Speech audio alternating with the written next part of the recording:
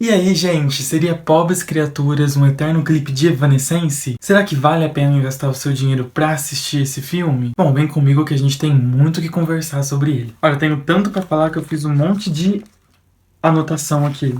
O surto. Desenhei até um Frankensteinzinho aqui, não sei se vai dar pra ver, né? Então vamos primeiro falar sobre a ficha técnica do filme, tá? Eu tenho um roteiro aqui no computador, tenho algumas anotações aqui, porque é muita coisa pra falar. Pobres Criaturas, ou Poor Things, foi lançado em 1 de fevereiro de 2024, sim, já vai fazer aí um mês e alguns dias, né? E ele é dirigido por Yorgos Lanthimos. Não sei se é assim que fala, é o jeito que eu consigo. E Emma Stone estrela esse filme que, enfim, obviamente eu acho que ela é uma das grandes aí postas pra ganhar o Oscar, né? Porque ela mandou muito bem mesmo. E o filme foi inspirado no livro do mesmo nome, Poor Things, lançado em 1992 pelo autor Alasdair Gray, que também é, né, uma referência, é inspirado no Frankenstein. Olha só. No Frankenstein, da escritora Mary Shelley. Gente, eu comprei esse Frankenstein aqui nessas lojas de shopping aí que vende livro até 15 reais. E eu comprei, e eu descobri que essa edição existem outras edições com outras histórias nesse mesmo estilo. E eu procurei na internet e não achei. Então, se alguém souber onde vende, algum site que vende, me avisa aí, porque eu queria comprar as outras histórias dessa mesma edição, porque eu achei muito bonito, tá? Mas vamos continuar, né? Chega de enrolação. Por que eu falo que o filme, ele parece um clipe do Evanescence? Pra quem não sabe, Evanescence é uma banda de rock. Enfim, eu escuto há muito tempo, e ela traz essa melancolia que o filme traz também, essa coisa gótica, melancólica. Eu vou tentar até inserir algumas imagens de comparação aqui pra vocês, mas me chamou muita atenção a forma que foi gravada, as cenas, né? Tem uma cena dela indo pra um portão que parece a capa de um álbum do Evanescence, e aí isso ficou rodeando muito a minha cabeça. Mas vamos falar um pouquinho sobre o que o filme fala. Basicamente, existe um cientista, né? Um professor cientista, supostamente, ou não supostamente, ele seria o Frankenstein, né? O resultado do que deu o Frankenstein, que acabou virando cientista assim como seu criador, e ele estava criando a sua obra, sua Frankenstein, que é a Bella. Esse cientista, que no caso chama Godwin, né? Se eu não me engano. E no caso, o Frankenstein, que se chama Godwin, é um professor e um cientista, e ele faz experimentos com corpos e tudo mais. Inclusive, tem uma cena, uma das primeiras cenas, tem um cachorro misturado com um pato. Vou ver se eu insiro aqui pra vocês também. É muito bizarra. E falando em cena, a cena que abre o filme, que é a Bella se jogando de uma ponte, me lembra muito uma cena do filme Sombras da Noite, que também é um filme muito bom e tem essa pegada meio gótica também, que, enfim, super recomendo. Então, Bella, a antiga Bella, que o nome era Victoria, eu não lembro, gente, se o nome era Victoria, mas a antiga Bella, ela tinha pulado da ponte, estava grávida, ela não estava, enfim, tinha questões ali e ela não queria acabar com a própria vida.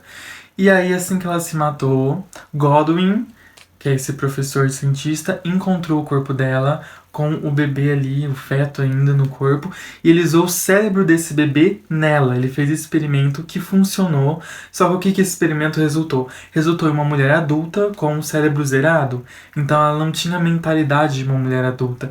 E o filme conta essa evolução dela, de uma mulher adulta que não foi criada pelos conceitos da sociedade, descobrindo a sua sexualidade, descobrindo o seu corpo, ao mesmo tempo que ela começa a se aventurar pelo mundo. Uma coisa muito interessante a se notar sobre esse filme é que, como a Bella, sendo uma mulher adulta e tendo um cérebro zerado, ela não tem os mesmos conceitos políticos da sociedade, então ela é vista como uma pessoa sem educação, ou talvez porque ela é só uma mulher livre e fala muito sobre isso.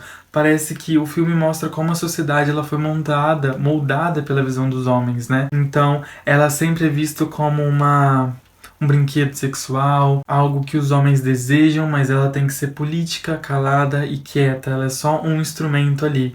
Só que como ela não cresceu, essa nova Bella, essa Frankenstein, ela não cresceu com os conceitos da sociedade, ela come de qualquer jeito, ela fala o que ela pensa, e aí que eu até anotei que ela é uma agente do caos, porque ela quebra todos esses homens que vai com ela por interesse, que só quer usar ela. Ela é tão fora dessa questão política, ela é tão, sabe, livre no que ela fala, no que ela pensa, no que ela acredita, que ela consegue destruir esses homens. E aí é uma questão muito interessante. Ela sai pra viajar com esse cara que tinha interesse sexual nela, obviamente, e no final esse cara tá apaixonado por ela e depois ele tá chorando e chamando ela de demônio, demonizando ela, porque é basicamente isso que a nossa sociedade faz, né? Uma mulher, ela é boa, ela é legal, ela tem valor a partir do momento que ela segue essas regras da sociedade, a partir do momento que ela se livra dessas questões que aprendem tanto quanto ao seu corpo, tanto quanto às suas atitudes, a sociedade demoniza ela. Então é muito interessante a gente notar que o filme, ele mostra essa coisa. Será que se hoje as mulheres tivessem uma criação fora desses conceitos políticos, dessas regras de etiqueta absurdas que foram inventadas pelos homens, como seria? Né? E é esse o avanço que a sociedade leva, a gente parar de olhar para os corpos e tentar dizer aonde eles devem estar, o espaço que eles têm que ocupar. E o filme fala muito sobre isso. Um disclaimer que eu queria fazer aqui: é um filme mais 18, tem muitas cenas de sexo, e cada cena de sexo tá ali por um motivo, por uma explicação. Digamos que por um perfil de homem que chega até ela, sabe? E a gente começa a perceber muita hipocrisia da sociedade e dos homens de bem e tudo mais. E no final, tudo que a Bella queria era construir a própria história, era deixar de ser um monstro, era, sei lá, ela queria simplesmente viver e construir a história dela escrevendo da forma como ela acha correto. Inclusive, aqui no próprio livro do Frankenstein, né, tem uma frase muito interessante que tá até aqui, ó. E eu vou ler pra vocês. Nenhum mortal suportaria o horror daquela aparência. Uma múmia revivida não seria tão grotesco quanto aquele ser miserável. Mas a questão desse filme é que a aparência da Bella é belíssima, ela encanta as pessoas. E o monstro aqui, na verdade, seria a personalidade dela, que não segue os padrões da sociedade. Então, gente, esse é um filme incrível, realmente vale dinheiro, não vamos mentir. Vai provavelmente ganhar alguns Oscars pelo figurino, por tudo. E eu tenho mais algumas coisas aqui, vamos ver. E tem uma cena que eu queria muito destacar, que pra mim é uma das cenas mais legais e mais engraçadas desse filme. Que eu acho que o filme, ele passeia entre o psicótico, o engraçado, o incômodo. Ele é um filme pra te incomodar, ele é um filme pra você olhar e ficar assim, se encolher no sofá, sabe?